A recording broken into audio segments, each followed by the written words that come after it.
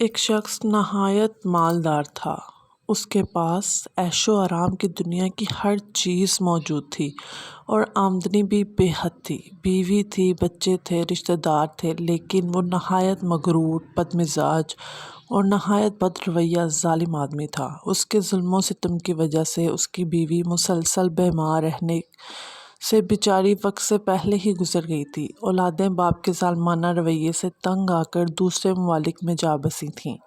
رشتہ دار غلطی سے بھی اس کی جانب رخ نہیں کرتے تھے، اڑوس پڑوس کے لوگ بھی اس سے کتراتے تھے، اس لیے وہ تنہا زندگی گزار رہا تھا۔ وقت گزرتا گیا، اس کا مزاج اور غرور بھی عمر کے ساتھ ساتھ بڑھتا گیا۔ گھریلو نوکر بھی گنے چنے رہ گئے تھے، مالی بھی اس کے برے سلوک کی وجہ سے کام چھوڑ کر بھاگ گیا تھا۔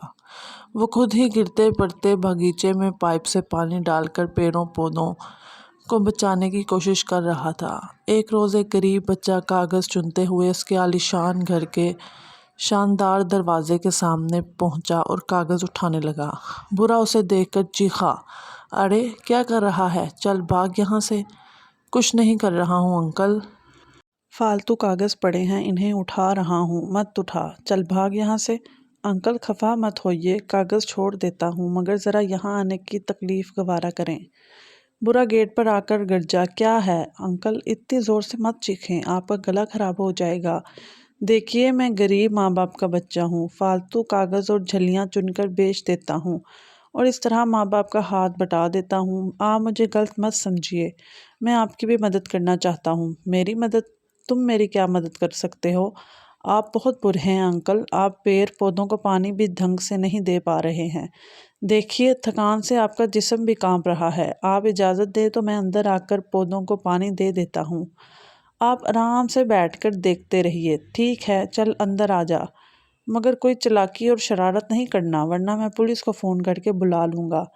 برا اسے گھورتے ہوئے دروازہ کھول کر بولا، "انکل میں چور بدماش نہیں ہوں، میں غریب و لاچار ہوں۔ آپ کی اتنی بڑی کوٹھی ہے، آپ کے بال بچے کہاں ہیں؟ کوئی نوکر وغیرہ بھی دکھائی نہیں دے رہا ہے۔ اتنی بڑی کوٹھی میں آپ اکیلے رہتے ہو انکل؟" بچے کے سوالوں پر برا خاموش رہا اور لان میں پڑی آرام کرسی پر دراز ہو گیا۔ بچے نے پائپ سے پورے باغیچے کو پانی دیا اور صفائی بھی کر دی۔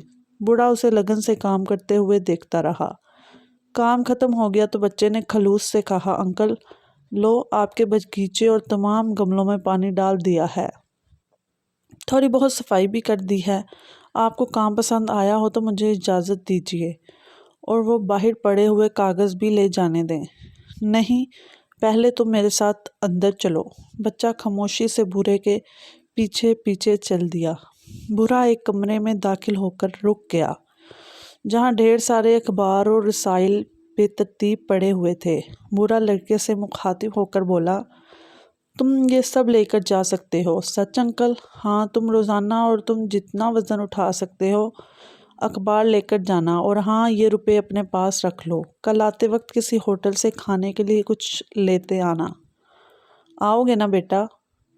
"ہاں ہاں انکل، ضرور آؤں گا۔" کہہ کر لڑکا ڈھیر سارے اخبار لے کر چلا گیا۔ دوسرے روز ہوٹل سے کھانا لے کر کوٹھی پہنچا برا اسی کا انتظار کر رہا تھا۔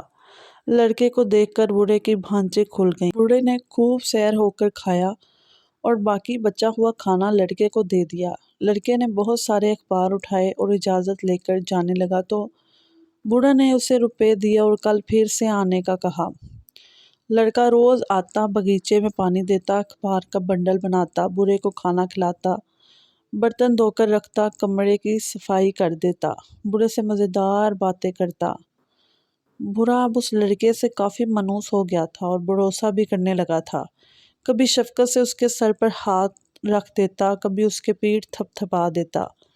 لڑکے کو بھی برے سے انیس ہونے لگی، اس لیے وہ اخبار ختم ہو جانے کے باوجود بھی ہر روز آتا۔ برا بھی بے چینی سے اس کا انتظار کرتا رہتا۔ برے کو پہلی بار اس لڑکے سے اپنے پن کا احساس ہونے لگا تھا، اس لیے برا اپنے مزاج، رویہ اور سلوک کے برخلاف اس لڑکے کے ساتھ پیش آتا تھا۔ لڑکا بھی اب جی جان سے اس کی خدمت کرنے لگا تھا۔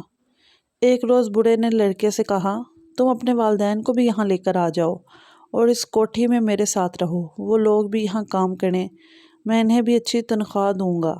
لڑکے نے اپنے والدین سے بوڑھے کا ذکر کیا۔ اس کے ماں باپ آ کر بوڑھے سے ملے اور کوٹھی کے سرونٹ کوارٹر میں آ کر رہنے لگے۔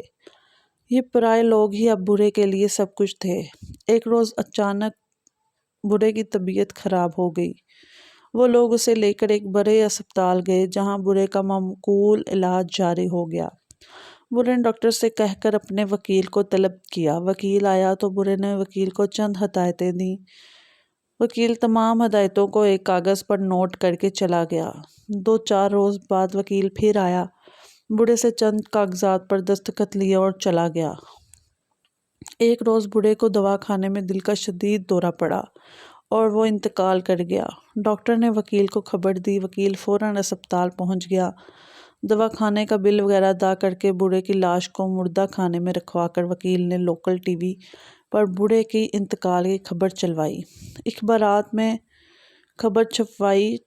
ٹی وی پر خبر دیکھ کر اور اخبارات میں پڑھ کر بوڑھے کے رشتہ داروں کا آنا جانا شروع ہو گیا۔ رشتہ داروں کی اجازت لے کر وکیل نے شہر کے قبرستان میں بوڑھے کو دفن کروا دیا۔ میت کے ایک ہفتے بعد بوڑھے کے بیٹے بیٹیاں بھی غیر ممالک سے آ دھمکے۔ وکیل نے ایک روز بوڑھے کے تمام رشتہ دار اور بہو بیٹیوں دامادوں کو ہال میں جمع ہونے کے لیے کہا جہاں وصیت پڑھی جانی تھی۔ ہال میں پہنچ کر سب وکیل کے منتظر تھے۔ وقت مقررہ پر وکیل آیا، بیگ سے ایک لفافہ نکال کر سب کے سامنے اسے کھولا اور کاغذ نکال کر بوڑھے کا وصیت نامہ پڑھنے لگا۔ میں امجد خان ولد رستم خان پورے ہوش و حواس میں یہ وصیت نامہ تحریر کر رہا ہوں کہ ایک معمولی لڑکے احمد نے میرے برے سلوک، برے رویے اور بد مزاجی کے باوجود میرے خوب خدمت کی، مجھے زندگی کے معنی سمجھائے، رشتوں کی اہمیت بتائی اور اپنے مزاج، حسن سلوک اور پرمغز باتوں سے میرا دل جیت لیا اور میری بے معنی زندگی کو ایک معنی عطا کر دیے۔ 75 سال کی طویل زندگی میں نے زندگی کا آخری 1 سال احمد کی وجہ سے خوب کھیل کر جیا ہے اور زندگی کا خوب لطف اٹھایا ہے۔ میں احمد کا شکر گزار ہوں، اس لیے میں اپنی یہ کوٹھی، فیکٹری، بینک بیلنس اور جملہ جائیداد احمد کے نام کر رہا ہوں۔